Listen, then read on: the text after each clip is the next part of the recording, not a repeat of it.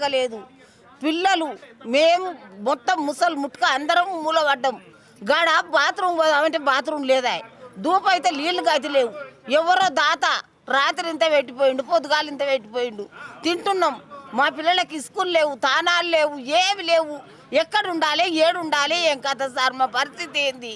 మేము దొంగతనం చేసినామా, లేకపోతే కొంత అగ్రవానంగా ముంచుకొని గుంజుకున్నామా? వాళ్ళ భూమి సుక్కల వేళ పైసా కష్టం చేసి కొనుక్కున్నాం. అక్కడ భూములు ఉంటే, ఊళ్ళ భూములు ఉంటే అడ్డి పావుసారి అమ్ముకొని తెచ్చుకున్నాం. ఇవాళ భూములు ఉన్నా మా పిల్లలకు ₹1,00,00,000 ఎకరం పోతుంది భూమి. అట్లా కూడా లేకుంటే చేస్తుంది. అట్లా అది లేదా ఇది లేదా. ఇప్పుడు మాకు గంజి పోసే దిక్కు కూడా గతి లేరు. మా పిల్లలు ఏ పరిస్థితి కావాలి, ఏ రోడ్డు మీద పడాలి, ఎక్కడ పోతే ఎవరు చేస్తారు సార్? మాకు ఆదుకునేటోళ్ళే లేరా ఈ ఊళ్ళరా? ఈ హైదరాబాద్ ఇంత పెద్దగా ఉంది. ఎంపీ ఉంటాడు, ఎమ్మెల్యే ఉంటాడు, అందరు ఉంటారు. ఎవరన్నా మమ్మల్ని ఆదుకొని దగ్గర తీసే పరిస్థితి లేదు మాకు. ఎట్లా చేయాలి? ఈ గుడికి అంత చేయరాని నేరం చేసిర్రా.